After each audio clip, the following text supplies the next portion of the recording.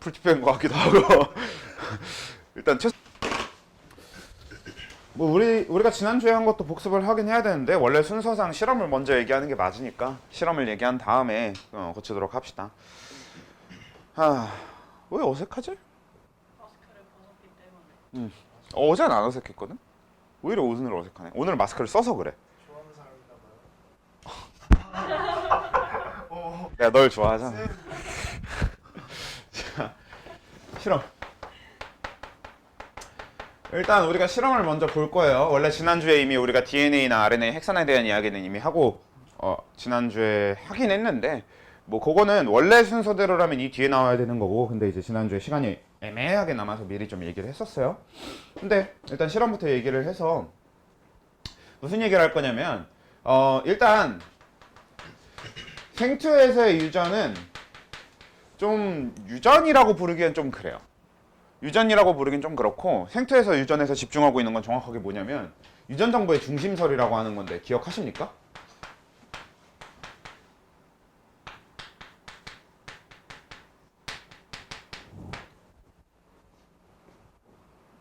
(1학년) 때 나오는 건데, 유전 정보의 중심설. 이게 뭐냐면 우리 몸에서 일어나는 모든 일들은 결국은 유전 정보에서 다 이제 기인을 한다. 그러니까 유전 정보가 중심이다. 이런 게 이제 유전 정보의 중심설이에요. 그러니까 무슨 얘기냐? 우리 몸에서 만들어지는 건 전부 다 유전 정보 안에 들어 있어야 된다라는 거지.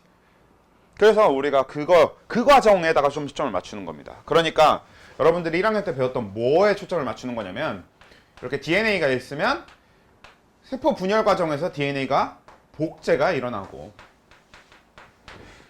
그리고 우리가 흔히 이제 유전 정보의 중심설이라는 얘기가 결국은 유전 정보에 있는 걸 꺼내서 우리 몸을 이루는 무언가를 만들 거야, 이런 얘기로 넘어가야 되잖아요. 그러니까 그 만드는 과정을 우리가 흔히 뭐 단백질 합성 내지는 유전자 발현 이렇게 얘기를 한단 말이야. 그래서 그 발현 과정인 전사를 통해서 mRNA를 만들어내는 것과 그 mRNA로부터 번역을 해서 번역 혹은 단백질 합성 과정을 통해서 단백질을 만들어내는 과정. 그러니까 이 각각의 과정 자체에다가 집중해서 보는 게 이 생투 유전입니다. 그러니까 어떻게 유전이 되고 이게 아니라 우리가 그 DNA를 어떻게 복제하는 거며, 그러니까 복제의 자세한 과정.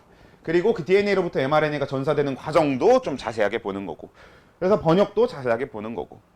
그래서 엄연히 얘는 유전학이라고 부를 순 있긴 한데 엄연히 생리학 쪽에 더 가까워요. 그러니까 그냥 앞에 뭐 우리 소화순환 호흡 배설 뭐 이런 거 배우는 것처럼, 아니면 여태까지 우리가 세포호흡이랑 광합성 배웠던 것처럼 결국은 어떤 물질이 해서 어떤 물질 반응해갖고 뭐가 만들어지고 그냥 이런 과정에 더 가깝다는 얘기지.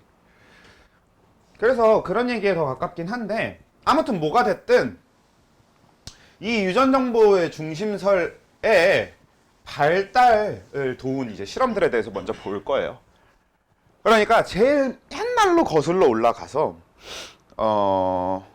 우리가 처음으로 이 유전 정보라고 하는 거, 어떤 유전자라고 하는 것에 대해서 밝혀내기 시작했을 때의 실험부터 얘기를 할 겁니다. 그러니까 무엇이냐? 그냥 애초에 유전자의 정확한 존재 이런 것부터 잘 몰랐을 시절부터 가보자는 거지. 그러니까 사실 유전자라는 건 알고 있었지만 잘 몰랐다는 느낌보다 어떤 게 유전 물질이냐 이런 걸 이제 생각을 안 했었던 거죠. 유전 물질이라고 하는 게 따로 존재하지 않고 뭔가 영혼 막 이런 그 왜 뜬구름 잡는 뭔가 그런 거 있잖아. 이제 그런 걸로 생각하던 시절에서 우리가 지금 하고 있는 이런 과학적인 시대로 넘어오게 되는 제일 첫 번째 실험이 된 게 그리피스의 실험인데, 참고로 이 사람이 제가 알기로는 노벨상 수상자인 걸로 알고 있습니다. 뭐가 됐든 사실 노벨상 수상자라는 게 여러분들이 궁금하진 않을 텐데 그냥 얘기하는 이유가 뭐냐면 그냥 제가 부러워서요. 부럽지 않아? 여러분 노벨상 받으면 개쩔어요. 막 노벨상 받으면 여기저기서 강연하러 오라고 하거든. 그리고 강연하러 오라고 할 때 비행기표 같은 것도 다 그걸로 그 나라에서 지원해줘요. 그것도 퍼스트 클래스로 항상, 비즈니스 클래스로 항상.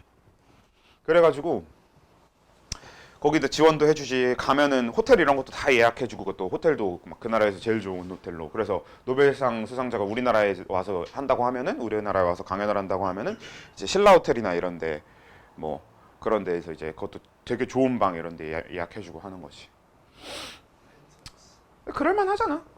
결국은 전 세계에서 그 분야의 최고인 사람인 거잖아. 딱 그 시대 기준으로. 부럽다. 아무튼 이 그리피스의 실험이라고 하는 거는 이제 뭐냐면 이 그리피스의 실험을 얘기하기 위해서는 우리가 이 쌍구균이라고 하는 거에 대해서 좀 어느 정도의 상식이 좀 필요합니다. 이 쌍구균이라고 하는 건 말 그대로 균이긴 한데 얘는 일단 폐렴을 일으키는 흔히 우리가 그냥 폐렴균이라고 부르는 애가 폐렴 쌍구균이라고 하는 겁니다. 뭐 요즘에야 그 우리가 최근에 겪은 폐렴 증상을 일으키는 무언가는 바이러스였죠. 네, 코로나 바이러스. 뭐 그렇긴 해도 기본적으로 폐렴은 세균성 폐렴이 가장 대표적이고요. 그리고 그 세균성 폐렴이라고 하는 것 자체가 폐렴 쌍구균에 의해서 일어나는 병이었습니다. 근데 이 폐렴 쌍구균이 특이하게도 왜 이름이 쌍구균이냐면 실제로 생김새가 그냥 공 두 개, 구 두 개가 붙어 있어서 쌍구균이에요. 근데 이 폐렴 쌍구균은 가진 유전자, DNA가 거의 비슷한데도 불구하고 완전히 조금 다른, 아주 살짝의 차이 때문에 조금씩 다른 쌍구균이 두 개가 존재하는데 하나는 그냥 이렇게 구 두 개 붙어 있는 형태로 끝나는 게 있고요. 하나는 구 두 개가 붙어 있는데 그 바깥에 이렇게 피막으로 둘러싸인 형태가 있습니다. 우리가 흔히 이제 이 아래 거를 S형균이라고 부르고요. 이렇게 피막이 없는 걸 R형균이라고 불러.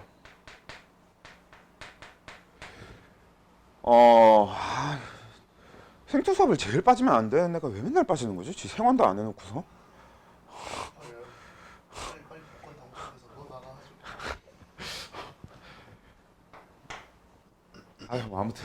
그래서 근데 R형균이랑 S형균은 그 우리 생원에서 그 병원체 쪽의 입장에서 좀 생각을 해보면 우리 병원체라고 하는 것들이 우리 몸에서 병을 일으킨다라는 작용을 할 때 항상 뭐가 있었냐면 병원체가 가진 뭐 항원이라고 하는 게 있었어요. 그렇지?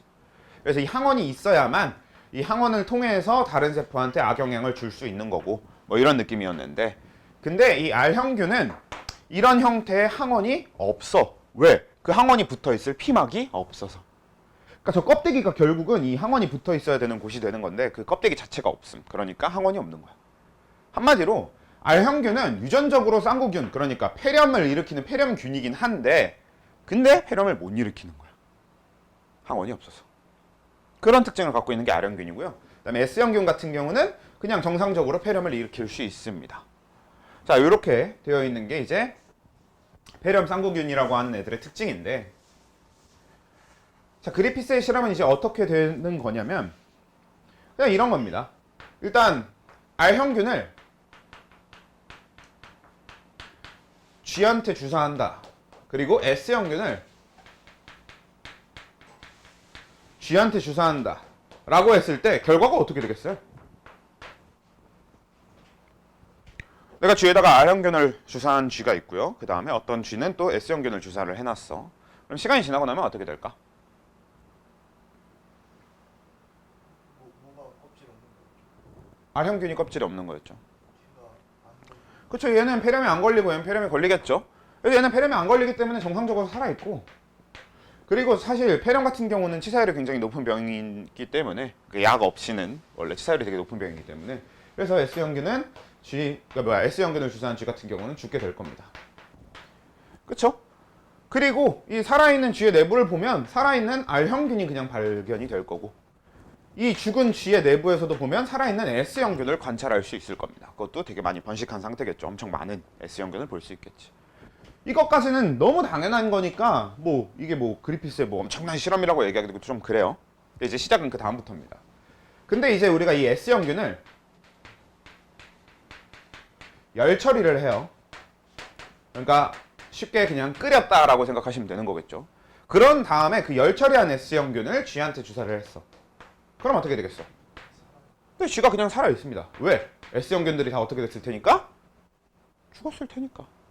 그래서 S형균이 죽었을 테니까 G가 정상적으로 살아있고요. 이 안에서는 살아있는 어떤 세균도 관찰할 수 없습니다. 여기까지도 너무 당연한 얘기인데 이제 핵심은 이 다음 거예요. 이번에는 이 열 처리한 S형균을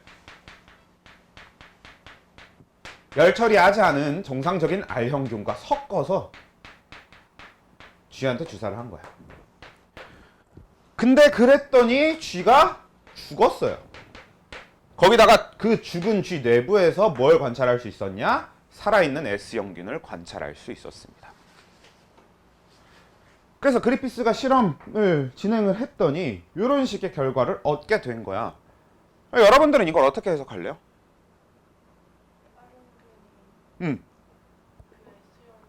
으로 바뀌었다고 생각하는 게 가장 합리적이겠지. 갑자기 R형균이 S형균을 심폐소생술해서 살렸어요. 왜 이런 거는 말이 안 되는 거니까. 결국은 지금 가장 합리적으로 생각할 수 있는 건 R형균이 S형균으로 바뀌었다라고 생각할 수 있는 걸 거고.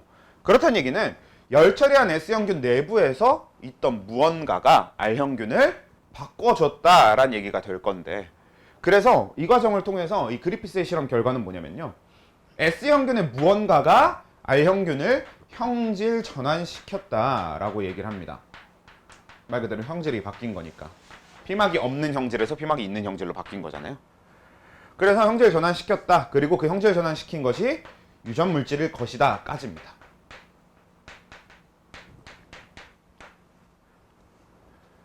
그러니까 사실 얘는 유전 물질이 뭔지도 밝혀내지는 않았는데, 그리고 유전 물질이 뭔지 상상도 못했고 아직 뭐 아무것도 몰라. 근데 적어도 딱 그냥 뭔가가 얘를 형질 전환시켰고 그게 유전 물질이다라는 게 인정된 것만으로도 그때는 대단한 발견이었겠지. 왜냐면 유전 물질이라고 하는 것의 존재를 몰랐다고 했었으니까.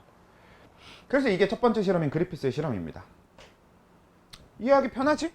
그냥 폐렴을 안 일으키는 균, 그리고 폐렴을 일으키는 균, 요거 결과는 당연한 거고, 폐렴을 일으키는 균이긴 한데 죽여서 넣었으니까 이것도 당연한 건데, 근데 죽인 폐렴균하고 안 죽인 폐렴을 안 일으키는 균하고 이렇게 섞어놨더니 그냥 이렇게 됐다. 그래서 형질 전환 유전 물질 뭐 이렇게.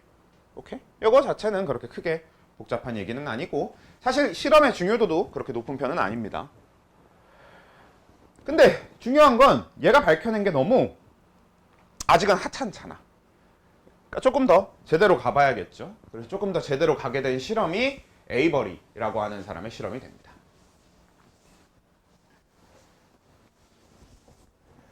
그래서 이번에 이제 에이버리의 실험으로 가야 되는데, 자, 에이버리도 마찬가지로 S형균과 R형균을 이용해서 실험을 할 거야. 그래서 어떻게 하냐면요, S형균 이거 이렇게 중간에 한 번씩 두드려 놓으면은 듣다가 졸 일은 없겠지? 이어폰 끼고 듣다가 귀 터질 거 아니야. 한번 퍽 치죠. 그래서 이 S형균을 일단 열 처리를 해. 그리고 한번 옛날에 얘기했었던 것 같기도 하고 아닌 것 같기도 하고 긴가민가한데, 우리 여기서 처리라는 것에 대해서 좀 잘 생각하셔야 됩니다. 처리가 그 왜 막 영화에서 나오는 누굴 처리해 해갖고 죽여버려 막 없애 이런 뜻이 아니라, 우리가 처리를 한다라는 건 오히려 그걸 넣어주거나 그걸 해주는 걸 얘기하는 겁니다. 그치? 그래서 열 처리 S형균, 그래서 S형균을 열 처리를 한 다음에 여기다가 이 열 처리한 S형균을 4개로 나눠 담습니다. 그래서 이 나눠 담은 애들을 어떻게 하냐면 각각 서로 다른 효소 처리를 해줄 거예요. 그래서 어떻게 해줄 거냐면, 일단 우리가 S형균의 성분 분석을 해봤어. 그랬더니 그 중에서 S형균의 일정 비중 이상을 차지하는 물질들을 후보로 뽑은 거예요. 아, 이런 게 유전 물질이지 않을까? 이러고 생각을 해본 거지. 그래서 후보가 4개가 뽑혔는데 뭐가 있었냐면, 다당류가 있었고요. 포도당, 아니죠. 포도당은 단당류니까. 녹말이나 뭐 아니면 얘네들은 그 균이다 보니까 펩티도글리칸이라고 하는 세포벽을 가지고 있거든요. 그것도 단백질하고 어느 정도 다당류도 같이 들어있게 되고, 뭐 아무튼 여러 가지 다당류가 많아. 그래서 이런 다당류하고 단당류, 단당류 아니고 단백질, 단백질하고, 사실 저는 좀 의아하긴 해요. 이미 열 처리를 했기 때문에 단백질은 당연히 변형이 됐을 거고 기능을 이뤄야 되는 게 맞다고 생각해야 될 건데, 왜 굳이 단백질 분해 요소까지 넣어봤는지는 잘 모르겠어요. 아무튼 이렇게 다당류, 단백질, 그리고 DNA, RNA 이렇게 4개를 후보로 생각을 한 거야. 그래서 어떻게 해주냐면, 다당류 분해 요소, 단백질 분해 요소, DNA 분해 요소, RNA 분해 요소를 각각 넣어주게 됩니다. 분해 요소 같은 경우는 찾기 쉬워. 그냥 옆에다 DNA 꺼내놓고 이 물질부터 저 물질까지 다 넣어본 다음에 DNA가 분해되는 거 찾으면 그게 DNA 분해 요소겠지 뭐. 그래서 그냥 그렇게 찾아가지고 다당류 분해 요소와 단백질 분해 요소와 DNA 분해 요소, RNA 분해 요소를 각각 따로 처리를 해줍니다. 4개로 남은 다음에. 그 다음에 그걸 다시 열 처리를 해주면 효소가 다 망가져요. 효소는 단백질로 되어 있으니까. 그래서 그렇게 한 다음에 그렇게 처리가 끝난 걸 R형균과 같이 섞어서 G한테 주사를 합니다. 그러면 이 첫 번째 거, 그러니까 다당류 분해 요소를 넣어준 거, 열처리한 S형균에다가 다당류를 분해시킨 거를 R형균한테 넣은 걸 G한테 주사했어. 자, 이 얘기는 무슨 소리야? 열처리한 S형균에 있는 많은 물질 중에서 다당류만 분해가 됐겠죠. 그럼 나머지는 정상적일 거지. 그래서 결과적으로 G가 죽습니다. 그리고 그 죽은 G 내부에서 S형균이 발견이 돼. 그리고 단백질 분해 요소를 넣었잖아요. 그래서 단백질 분해 요소를 넣어서 열처리한 S형균의 물질 중에 단백질만 분해된 경우, 그러니까 나머지는 남아있겠죠. 그걸 R형균한테 넣고 G한테 주사했더니 그래서 이 G가 여전히 죽어. 그리고 S형균이 발견됩니다. 그리고 RNA도 마찬가지겠죠. RNA 분해 요소만 처리를 해주고 했더니 이 G가 죽고 이 G한테서 S형균이 발견이 됩니다. 근데 DNA 분해 요소를 처리해 준 것만 G가 살고 G의 내부에서 어떠한 S형균도 관찰할 수 없는 거야. 그러니까 R형균만 관찰할 수 있는 거지. 그럼 이건 어떻게 해석하면 되겠어? DNA가 유전 물질이라고 해석할 수 있겠지. 그래서 여기서 이제 DNA가 유전 물질이다.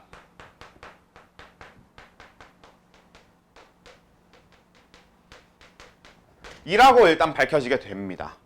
근데 이거는 DNA가 유전 물질이다라고 완벽하게 밝혀진 건 아니야.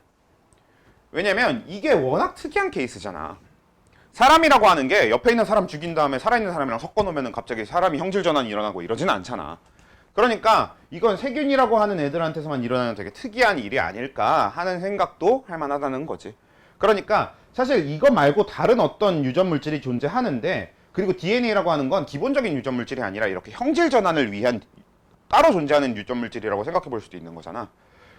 그래서 일단 에이버리의 실험을 통해서 이미 DNA가 유전 물질이라고 하는 우리가 아는 정답이 나왔지만 그래도 완전히 얘가 인정되거나 한 건 아닙니다. 그러니까 정확하게 사실 이 실험의 결론은 DNA가 유전 물질이라기보다는 형질 전환시킨 게 DNA다라고 봐야 되는 게 좀 더 정확한 결론이긴 하는 거지. 그렇다 보니까 일단 에이버리의 실험 자체로도 우리가 알고 있는 결론이 나왔다고 생각해 볼 법도 한데 아무튼 다음 실험이 진행이 됐어. 그러니까 약간 긴가민가한 상황을 확실하게 만들어주는 실험이 있었다는 거죠. 그게 이제 에이버리의 실험 다음 실험인 허쉬와 체이스입니다. 그리고 이 허쉬와 체이스의 실험은 좀 중요하니까 잘 봐두셔야 돼요. 아니, 실험은 다 중요한데 지금 우리 그리피스, 에이버리, 허쉬와 체이스 이거 다 중요하고 우리가 뒤에서 볼 뭐 메셀슨과 스탈이라던가 이런 거 다 중요한데, 근데 비들과 테이텀? 그치. 걔네들도 다 중요하고. 그 중에서 일단 우리 당장 배운 3개 중에서 요게 좀 중요해요. 허쉬와 체이스.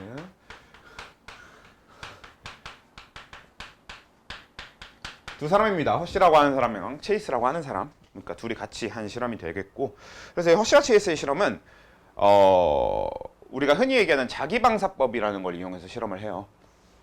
그래서 자기방사법이 뭐냐면, 여러분 그 방사성 동위원소에 대해서 아시죠? 방사성 동위원소가 뭐야?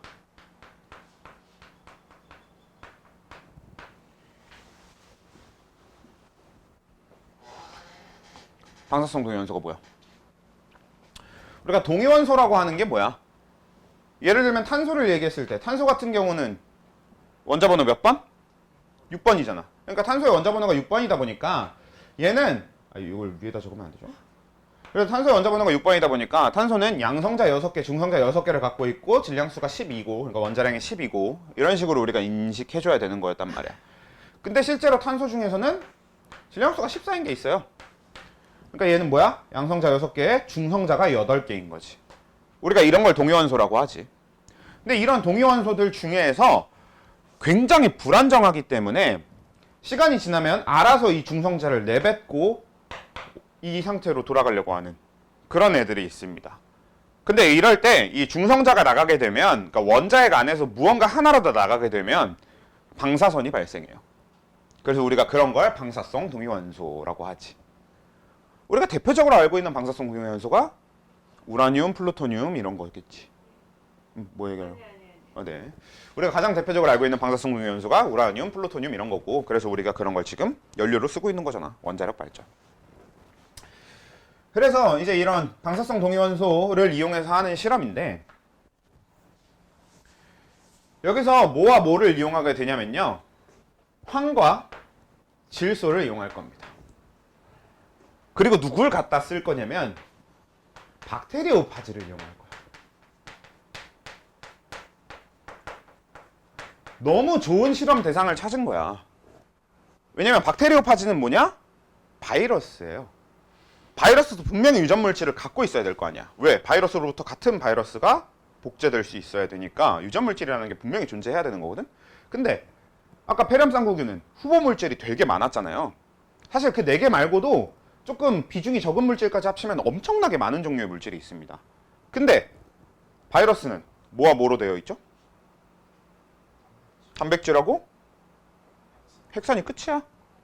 그러니까 너무 완벽한 실험 대상인 거지. 우리는 딱 2개의 후보 중에 하나가 정답인 걸 찾을 수 있겠죠. 사실 전 개인적으로 이미 끝난 거 아닙니까? 이건 실험할 필요 없는 거 아니야? 이미 바이러스를 딱 쳐다보는 순간 이러면 그렇잖아. 단백질하고 DNA인데 단백질에 열이 약한 거 다 알고 있는데 열 처리했을 때 변형된 거 앞에서 이미 실험을 했고, 그럼 일단 단백질은 아니겠네. 이렇게 하고 실험 끝내도 되는 거 아닙니까 사실? 개인적으로 좀 이상하다고 생각해요.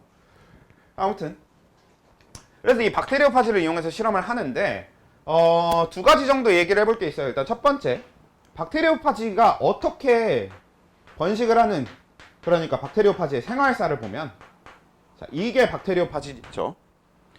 그리고 이것도 마찬가지로 우리가 생원에서 얘기를 하긴 했었는데, 얜 어떻게 생활을 하냐, 어떻게 증식을 하게 되냐. 자, 이 박테리오파즈는 대표적으로 대장균이 대표적인 숙주세포입니다.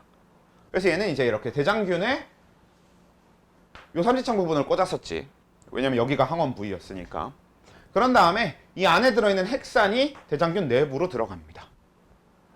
그러면 이 대장균은 이 핵산이 본인 건 줄 알고 이 핵산에서 막 열심히 물질을 만들어. 근데 그 만든 건 전부 다 뭐겠어? 바이러스의 물질이니까 바이러스만 계속 만들어지는 거지. 그래서 일정 시간이 지나면 얘는 죽고 엄청나게 많은 바이러스가 밖으로 풀려나게 되는 거죠. 자, 파즈는 이런 식으로 생활을 한단 말이야. 그리고 또, 자, 우리가 방사성 동위원소 이용해 줄게 황이랑, 아이고, 질소 아닌데, 황이랑 인이거든요. 그래서 얘네들이 방사성 동위원소 질량수가 몇인지 기억은 안 나는데, 아무튼 그랬을 때 이 황을 넣어주게 되면 박테리오파즈가 가진 물질 중에서 어디서 방사선이 나오게 되는 거예요?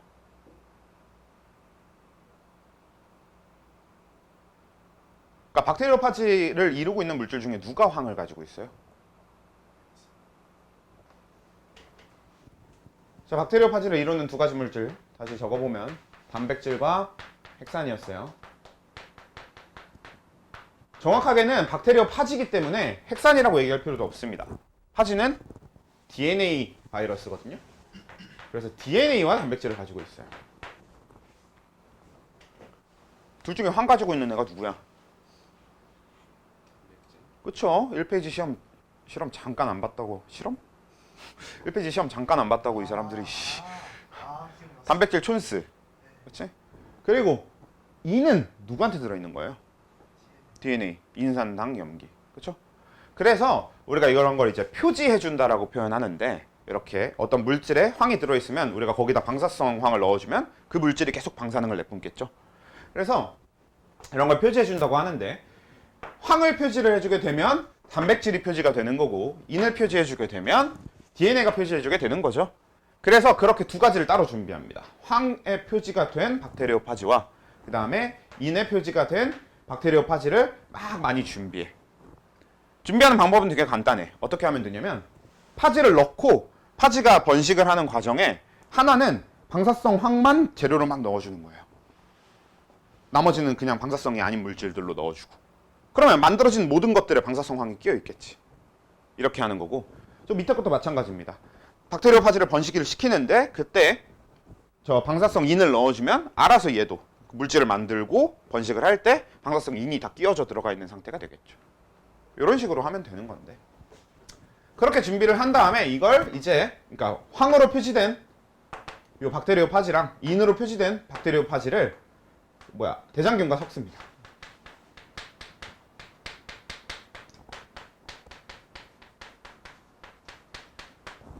그렇게 각각 대장균과 섞은 다음에 어떻게 하냐면 섞고 나서 시간이 충분히 지날 때까지 냅두는 게 아니라 그냥 어느 정도의 시간만 지난 후에 바로 원심 분리기로 돌려버려요. 정확하게는 균질기라는 게 있어. 균질기라고 해서 세포들을 부수거나 아니면 세포들을 이렇게 떼어내는 역할을 해주는 게 있거든요. 그래서 그걸로 이 대장균 안에 요거 우리 넣어준 얘네들을 막 섞어줘요. 그 다음에 원심 분리기를 돌려. 그럼 이게 무슨 얘기냐면 원래 얘가 이렇게 꽂혀 있는 상태로 과정이 어떻게 될 거냐면 이걸 꽂는다. 그 다음에 이 안에 있는 DNA가 들어간다. 그 다음에 이 안에서 물질 복제가 일어난다. 이런 순서일 거 아니야. 그러니까 어느쯤에 해주는 거냐면 꽂는다. DNA가 들어간다. 여기서 분리를 시켜버리는 거야. 그럼 어떻게 될 거냐면 결국 대장균 안으로 들어간 게 유전물질이어야 될 거 아니야. 유전물질이 아닌 걸 대장균 안에 굳이 집어넣을 필요가 없잖아요. 박테리오파지는. 그래서 이 상태에서 원심 분리를 돌렸을 때 이 상태에서 원심 분리를 돌렸을 때 방금 얘기해 준 것처럼 얘가 들어갔을 정도의 시간에서 떼어주고 원심 분리를 돌렸을 때 그 원심 분리를 돌린 결과가 어떻게 나타나게 되냐면 대장균은 세균이다 보니까 무거워요. 그래서 아래로 가라앉습니다. 그래서 아래에 대장균들이 막 모여 있고 그게 실제로 눈으로도 보일 정도로 이렇게 쌓여요. 그리고 대장균을 제외한 나머지 요 분리된 이쪽 물질은 되게 가벼운 물질이니까 위에 떠 있는단 말이야. 그리고 얘도 마찬가지로 원심 분리를 돌리면 대장균이 아래에 이렇게 가라앉아 있고 위에 요 분리된 게 떠 있어. 근데 결과적으로 황에다 표시를 해준 경우에는 방사성 검출을 해보니까 위쪽에서 나오는 거야. 그러니까 대장균 쪽이 아니라 상층액 쪽에서 나오는 거야. 근데 얘는 인으로 표시해준 경우에서는 아예 대장균 쪽에서 방사선이 나오는 걸 관찰할 수 있었다. 이런 결과가 되는 거지. 그럼 이건 무슨 얘기냐? 결국 파지한테서 인에다 표시를 해주면 DNA가 표시가 된 건데 그럼 그 표시된 DNA가 대장균 안으로 들어갔다라는 이야기가 되는 거지. 이렇게 되면 확실하게 DNA가 유전물질일 수밖에 없는 그런 이야기가 되는 거죠. 됩니까? 그래서 DNA가 유전물질이다라고 하는 걸 정확하게 밝힌 게 이제 허쉬와 체이스의 실험이 됩니다. 이해돼요? 조금 앞에 두 개 실험에 비해서 조금 어려운 것 뿐이지 막 그렇게 어렵진 않지 않아? 그래서 이게 이제 허쉬와 체이스의 실험이고 이걸 통해서 완벽하게 DNA가 유전물질이다가 인정을 받게 되고요. 얘네들도 노벨상을 받은 걸로 알고 있습니다. 에이버리만 못 받았을 거예요. 마음이 아픕니다. 허쉬인가 체이스인가 둘 중 하나가 에이버리 제자인가 그럴 거예요. 에이버리가 그리피스 제자였나? 옛날엔 알았는데 요즘은 이쪽엔 별로 관심이 없어. 맨날 물리 쪽에만 관심이 많아갖고 그거 재밌더라고. 그쪽이 좀 재밌어요. 아무튼 그래서 이렇게 하고 그래서 이제 DNA가 유전물질 밝혀지고 나서 우리는 이제 요 세 가지 실험만 일단 보면 되겠고요. 여기서는 그러면 이제 이 DNA에 대한 자세한 이야기로 넘어가자 하면서 원래 DNA 얘기가 쫙 나와야 되는데 우리가 이미 지난주에 했었으니까 빠르게 정리를 해봅시다. 이 핵산이라고 하는 게 핵 안에 들어있는 산성물질을 이야기하는 거였었고요. 그 다음 지난주에 빠졌었나? 영상 봤나? 안 봤지? 너 그럼 켈빈나로도 안 들었나? 그럼 어떻게 했어? 그거 피고 외웠는데. 그거 빼고 외웠어. 그래요. 일단 알겠어요. 자, 그럼 빠르게 해봅시다. 자, 핵산이라고 하는 게 일단 DNA가 있고 RNA가 있고 자, 일단 DNA랑 RNA 둘 다 핵산인데 얘네들 다 일단 뭐로 되어 있어요? 인산당 염기로 되어 있다. 그게 뭐예요? 뉴클레오타이드로 되어 있었죠. 자, 그 중에서 인산의 차이는 없었어. 인산 같은 경우는 그냥 어차피 둘 다 H3PO4라고 하는 그냥 인이 들어있는 산성 물질인 겁니다. 그래서 인산. 이거 자체는 뭐 할 얘기가 없고. 자, 그 다음에 이 당에 대해서 할 얘기가 뭐가 있었냐면 이제 이 뉴클레오타이드가 어떻게 생겼었다?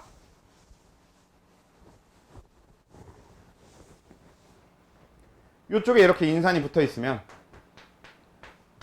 여기에 가운데 당이 오게 되는데 그 당의 생김새가 여기에 이렇게 탄소 있고 그다음에 여기 이렇게 탄소 있고 탄소, 탄소, 탄소, 산소 이런 형태를 가지고 있었다. 그래서 이쪽에 이렇게 염기가 붙어 있는. 그래서 우리 뭐라고 했었어? 탄소의 번호 매겨준다라고 했었지. 그래서 탄소의 번호를 염기가 붙어 있는 여기부터 해서 1번 그리고 이렇게 돌려줘서 2번 탄소, 3번 탄소, 4번 탄소, 5번 탄소 이렇게 했었죠. 우리 탄소의 번호 매겨주는 건 이미 앞에서도 했었습니다. 세포 광합성에서도 얘기했었던 거잖아. 그래서 탄소에 이렇게 번호를 매겨줬을 때 그래서 우리가 기억해야 되는 건 5번 탄소에는 인산이 붙어 있고 사실 1번 탄소에 염기가 붙어 있는 건 그렇게 크게 중요하진 않고요. 5번 탄소에 인산 붙어 있는 거랑 또 3번 탄소에 붙어 있는 OH가 중요하다고 했었습니다. 그래서 이 3번 탄소에 OH가 붙어 있고 그러니까 이거 뭐야? 하이드록시기라고 부른다고 했었죠. 그래서 이 3번 탄소에 붙어 있는 하이드록시기와 5번 탄소에 붙어 있는 인산 이게 되게 중요했었는데 이유가 뭐냐? 얘가 이렇게 가면 이 위에도 결국은 뉴클레오타이드가 하나 더 온단 말이에요. 여기 인산이 있고 여기 3번 탄소에 OH가 붙어 있고 이런 형태로. 근데 얘가 어떻게 된다고 그랬어? 이 OH랑 인산 사이에 결합이 일어난다라고 했었죠. 정확하게 뭐가 어떤 결합이 일어나는 거냐면 물이 빠지면서 일어나는 결합. 우리가 흔히 탈수축합이라고 부르는 거였지. 그래서 이 사이에서 물이 빠지면서 탈수축합이 일어나는 거니까 이 DNA의 골격을 이루는 이 바깥쪽에 인산당, 인산당, 인산당 이렇게 배치가 될 텐데 그렇게 골격을 이루는 그 결합이 이 인산하고 3번 탄소에 있는 하이드록시기 사이에 탈수축합 결합이다라고 했었고. 그리고 또 어떤 얘기도 있었어요. 근데 얘가 DNA는 이제 일직선으로 쭉 되어 있으니까 한쪽 끝엔 결국은 인산이 남게 된다. 그리고 한쪽 끝에 반대쪽 끝에는 결국은 OH기 하이드록시기가 남게 된다. 우리가 그걸 어떻게 표현한다? 인산이 있는 쪽은 5번 탄소가 있는 끝쪽 이렇게 해서 5' 말단 이렇게 불러준다고 했었고 반대쪽 끝은 3번 탄소가 남아있는 쪽 해서 3' 말단 이렇게 부른다고 했죠. 이 5' 말단, 3' 말단은 진짜 중요하다고 했어서요. 왜냐면 DNA의 방향이라고 했었지. 그래서 기억이 안 나나 봐. 어차피 들으신 분들도. 알죠? 네. 자, 그래서 DNA가 이렇게 쭉 있게 되면요. 그래서 한쪽에 인산이 남게 되는 쪽, 그러니까 쭉 가다 보면 저 위쪽에 인산이 남아있게 되는 쪽이 5' 말단이 되는 거고 그 다음에 쭉 내려가서 반대쪽에 OH가 남아있게 되는 쪽이 3' 말단이 되는데 여기서 항상 5' 말단 쪽이 앞쪽, 3' 말단 쪽이 뒤쪽이라고 생각하면 좀 좋을 것 같아요. 사실 이 방향 같은 경우는 방금 내가 얘기한 것보다 반대로 기억하는 게 더 좋은 경우도 있어. 근데 이게 뭐가 더 좋은지는 여러분들이 뒤에 가서 알아서 판단하세요. 그러니까 뒤에 쭉 설명하다 보면 무슨 얘기인지 나올 거야. 그래서 결국 이 당이라고 하는 건 5탄당인데 그 중에서 우리가 꼭 기억해야 될 게 5번 탄소랑 3번 탄소 이렇게가 되는 거고 그 다음에 이 DNA랑 RNA의 차이를 만드는 건 뭐냐면 자 DNA의 당 같은 경우는 뭐예요? 그쵸 디옥시리보스예요. 그리고 RNA의 당은 뭐예요? 리보스란 말이야. 리보오스라고 해도 별 상관없고 리보스라고 해도 상관없습니다. 그 디옥시리보스와 리보스의 차이는 뭐냐면 저 디옥시라는 글자가 되겠죠. 디옥시가 무슨 뜻이야? 그래요. 산소를 뗀 거예요. 그래서 RNA의 아니 DNA부터 할까요? 그래. 아니 RNA부터 하는 게 맞겠다. 자 RNA 거는 요 2번 탄소에 OH 하이드록시기가 붙어 있습니다. 그리고 이 OH가 반대쪽 가닥과의 결합을 방해해요. 그래서 RNA는 단일 가닥으로 존재하게 됩니다. 요 리보스 여기에 2번 탄소에 OH가 붙어 있기 때문에. 근데 DNA 같은 경우는 여기에 옥시가 빠지고 수소만 붙어 있어요. 그럼 이렇게 되면 반대쪽 가닥과의 결합을 방해하지 않습니다. 그래서 이중나선으로 되어 있는 거고, 말 그대로 산소를 하나 뗐다 디옥시 리보스가 되는 거지. 이렇게 되는 겁니다. 여러분들이 정확하게 수소 결합의 개념을 모를 수도 있지만 간단하게만 얘기를 해보면 여기는 아셔야 되겠네요. 네. 수소 결합 같은 경우는 산소와 직접 결합되어 있는 수소가 하는 게 수소 결합이거든요. 그래서 얘가 이렇게 존재하면 얘랑 이 염기 사이에 수소 결합이 일어나 버립니다. 그래서 얘가 반대쪽 염기랑 수소 결합을 하기가 힘들어요. 그런데 이 디옥시가 돼서 여기를 떼버리면 얘랑 수소 결합이 안 일어나서 얘랑 이 반대쪽 염기가 수소 결합이 일어나. 이런 정도로 기억하시면 좋고, 사실 방금 얘기한 건 그냥 단순히 이해를 돕기 위한 설명이니까 몰라도 상관없고. 자, 아무튼 그래서 요 당의 차이는 방금 얘기한 거, 그러니까 당의 특징이나 당의 차이는 요 정도면 다 얘기할 건 다 했습니다. 그러니까 여러분들이 기억해야 될 특징은 방금 얘기한 게 끝이야. 다시 정리를 해보면 5번 탄소에 인산이 붙어있다. 그리고 3번 탄소에 하이드록시가 붙어있다. 그래서 항상 중요한 게 5번 탄소에 인산 붙어있는 거랑 그 전 뉴클레오타이드에 3번 탄소에 붙어있는 하이드록시기 사이에 탈수 축합이 일어나면서 골격이 만들어진다. 그리고 이 당 자체 2번 탄소에 붙어있는 게 뭐냐에 따라서 우린 디옥시리보스와 리보스로 나눌 수 있다. 저기에 그냥 수소가 붙어있으면 디옥시리보스, 저기에 OH, 즉 하이드록시기가 붙어있으면 리보스, 이렇게 나눠준다. 되죠? 그리고 그것 때문에 얘는 이중나선이고 얘는 단일가닥이고 이런 특징을 갖게 되는 겁니다.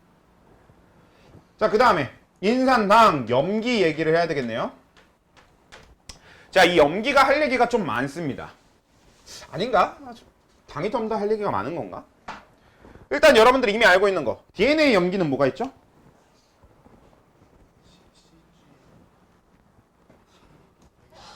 네, 달걀들이 사는 도시 에그시티, 에이주시티, 그쵸? 그리고 얘는 뭐야? 달걀 사는 편의점, 에그CU. 이렇게 기억하시면 좋을 것 같아요. 그래서 얘는 뭐 DNA니까 약간 그렇잖아, 좀 더 큰 개념인 것 같은 느낌이니까 도시라고 생각하시고, 얘는 좀 작은 개념이니까 편의점이라고 생각하시면 되잖아요. 그래서 에그시티, 에그CU 이렇게 기억하시면 뭐, 사실 근데 이 정도까지 안 해도 외울 수 있잖아 이건. 아무튼 자, 그렇게 기억하시면 좋을 것 같고요. 그래서 AGCT, AGCU 이렇게 되는데, 뭐 저거 외우는 거가 중요한 게 아니라 우리한테 중요한 건 이 염기는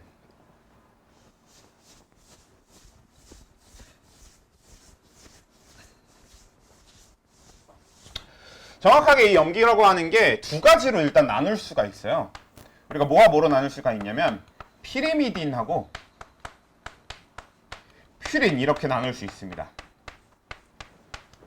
그러니까 염기를 나눌 때 피리미딘 계열이라고 하는 염기들이 있고요, 퓨린 계열이라고 부르는 염기들이 있어요. 이것도 1학년 때 하나? 아니지, 처음 들어보는 표현이지. 그래서 이 피리미딘 계열하고 퓨린 계열이 있는데 얘네들은 생김새를 가지고 나누는 겁니다. 염기가 총 5가지가 있는데 이 5가지 염기들의 생김새를 보면요, 그러니까 세부적으로 들어가면 다르긴 해도 겉으로 보기에 전체적인 생김새가 두 놈은 이렇게 생겼고요, 그리고 세 놈은 이렇게 생겼습니다.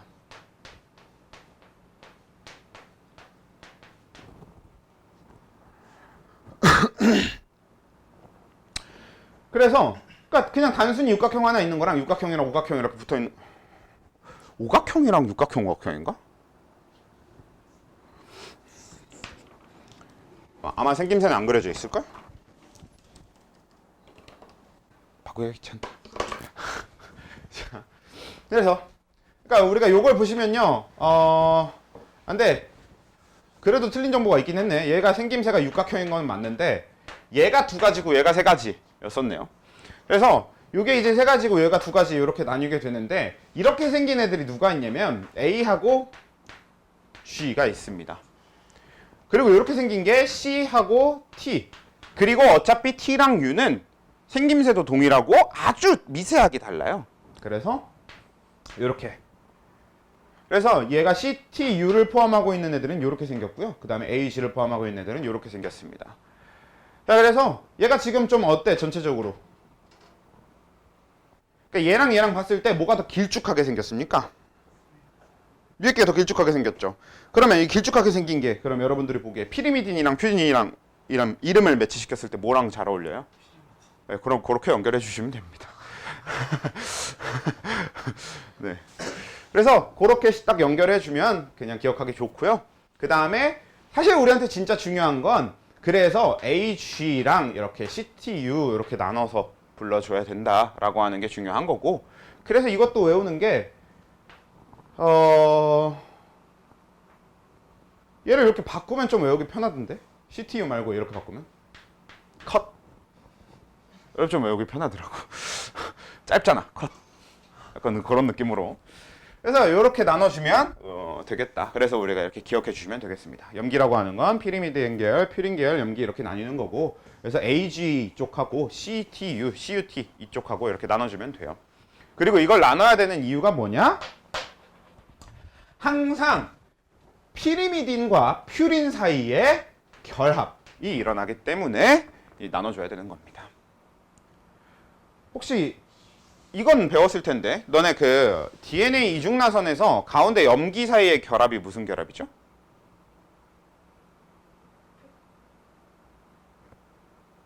자, 펩타이드 결합은 누구 거? 단백질 거. 펩타이드 결합이랑 비슷한 탈수축합이 있긴 있는데 DNA한텐 있긴 있어. 근데 그게 아까 얘기한 인산과 하이드록시기 사이에가 탈수축합인 거고. 그리고 이 염기와 염기 사이에는 탈수축합이 아닙니다. 우리 화학적으로 좀 접근해 봅시다. 그 탈수축합이라고 하는 건 자, 이 탈수축합이라고 하는 건 엄연히 공유결합이에요.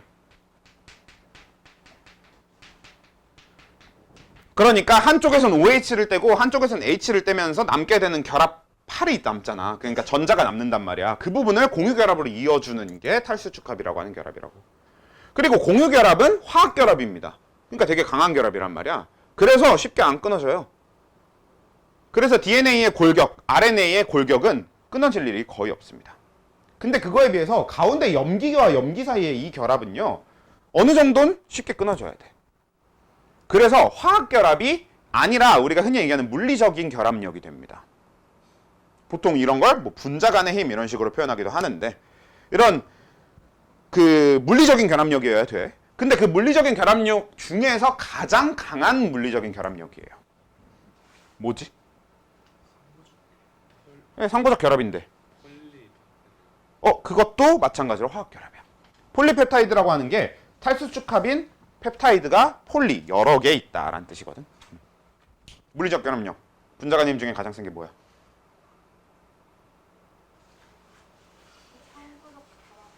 말고 어제 시험 봤잖아요. 하트에서. 분자 간의 힘 중에 가장 강한 거. 분산력보다 강한 게 쌍극자 간의 힘이고 반대로 발생. 그치? 수소결합입니다. 그래서 얘는 이제 수소결합을 하게 돼요. 아까 얘기했던, 계속 얘기하고 있던 그 상보적 결합이라고 하는 게 결국은 수소결합을 얘기하는 거고. 근데 정확하게는 상보적 결합 이퀄 수소결합은 아니고요. 얘네들이 하는 결합의 종류가 수소결합인 거고, 상보적 결합이 무슨 뜻이냐? 방금 얘기한 피리미딘과 퓨린이 결합한다. 이 얘기가 상보적 결합이라는 뜻입니다. 근데 거기서 완전히 파트너가 나눠져 있지. 어떻게 되도록 되어 있냐면 A는 U나 T와 결합하도록 되어 있고, G는 C랑 결합하도록 이렇게 되어 있단 말이야. 이게 이제 상보적 결합이라는 뜻이죠. 그렇게 했을 때 정확하게 어떻게 되어 있냐면요, A랑 UT 얘네들 사이에는요 수소결합이 2개만 만들어집니다. 그래서 2개의 수소결합으로 묶여 있게 되고요. 그 다음에 G, C 사이에는 3개의 수소결합이 연결되게 돼요. 그리고 이건 정말 중요합니다. 왜냐면 우리가 맨 마지막 단원인 생명공학을 하게 될 거예요. 중간에 오히려 빼먹고 맨 마지막 단원을 하기 때문에. 그래서 여러분들이 생명공학 파트 들어가면 어떤 걸 하냐면 중합효소 연쇄 반응이라는 걸 해.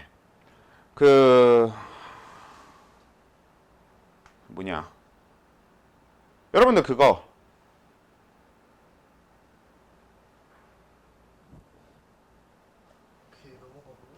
오케이 넘어가고. PCR. PCR 그 왜 코로나 검사할 때, 그치? 코로나 검사할 때 PCR 검사 하잖아. 그 PCR 검사라고 하는 게 중합효소 연쇄 반응이라고 하는 건데, 그걸 하려면 어떻게 해야 되냐면요. DNA를 꺼내서 그 DNA를 끊어야 돼.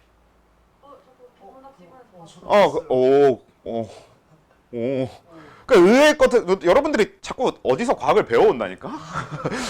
자, 아무튼. 그래서 이걸 끊어야 되는데, 그걸 끊을 때 어떻게 되냐면요. 이중나선 사이에 요 사이를 끊을 때, G랑 C의 비율이 높을수록 더 높은 온도가 필요합니다. 왜냐? 수소결합 개수가 더 많아지니까. 그러니까 사람이 우리 모두가 다 염기 개수는 똑같거든요. 만약에 1000개가 있다고 쳐봐. 그래서 저도 1000개, 한 명 한 명 다 1000개를 갖고 있어. 근데 똑같이 다 1000개의 염기를 가지고 있어도 전부 다 이 이중나선이 끊어지는 온도가 다릅니다. GC의 비율이 높은 사람일수록 더 높은 온도에서 끊어지고 AT의 비율이 높은 사람일수록 더 낮은 온도에서 끊어집니다. 이런 특징을 가져요. 그래서 우리가 꼭 기억해줘야 되는 게, 그래서 요 상보적 결합할 때 G랑 C 사이에는 3개의 수소 결합이 일어나고, 그 다음에 A랑 U 혹은 A랑 T 사이에는 2개의 수소 결합이 일어나고, 그래서 그걸 우리가 상보적 결합이라고 부른다 라는 얘기가 됩니다. 그리고 여기서 또 나오게 되는 거, 자, 여러분들이 그럼 한번 생각을 해봅시다. 자, DNA가 전체적으로 있을 때 DNA에 아데닌이 46개가 있어요. 그러면 티민이 몇 개 있게요? 46개 있겠지. 그치, 당연한 얘기지? 왜? 결국은 아데닌은 상보적으로 티민과 결합하도록 되어 있기 때문에 아데닌이 있으면 반대쪽엔 항상 티민이 있어야 돼. 그래서 아데닌이 46개가 막 배열되어 있으면 그 반대쪽으로도 정확하게 티민이 46개가 이렇게 지그재그로 있겠지. 선생님, 유라실이 있을 수 있는 거잖아요. DNA 얘기하고 있는데 유라실 얘기하면 안 되는 거니까. 그렇죠? 그래서 아데닌 개수랑 티민 개수는 항상 같아야 됩니다. 같은 의미로 구아닌 개수는 사이토신 개수랑 같아야 되겠지. G랑 C가 개수가 같아야 된단 말이야. 그리고 그건 어떤 결과가 되냐면요. 항상 우리 몸에서 피리미딘 계열의 염기수와 퓨린 계열의 염기수는 같아야 됩니다. 표현이 좀 틀렸네요. 죄송합니다. 항상 DNA에서 피리미딘 계열의 염기수와 퓨린 계열의 염기수는 같아야 됩니다. 그치? 그래서 우리가 어떻게 쓰냐면요. A 더하기 G 분의 C 더하기 U 더하기 T, 이런 식으로 많이 표현을 하는데, 얘는 항상 뭐가 나와야 된다? 1이 나와야 돼요. 사실 U는 빼도 돼. 근데 U를 집어넣은 이유는 복제 과정에 U가 조금씩 섞여 들어갑니다. 원래 DNA가 만들어질 때. 그래서 그거는 복제 과정을 보면서 얘기하면 되니까. 그리고 이렇게 사실 이게 공식이냐?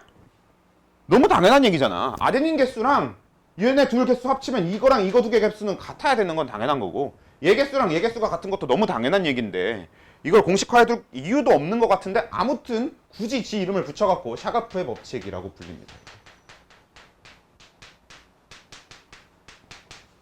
하여간 더럽게 마음에 안 들어요. 그리고 이 샤가프의 법칙이 생투 수능 기준 2등급 킬러예요. 나중에 여러분들이 문제를 좀 풀어보면 꽤나 더럽게 어렵습니다. 네. 이걸 이제 진짜 DNA 염기 나열시켜놓고 너네한테 직접 계산시킬 거니까.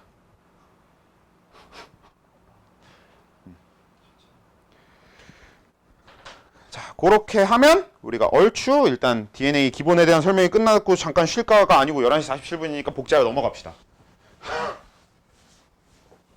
복제할 시간이 안 되는데? 그럼 오늘은 여기까지.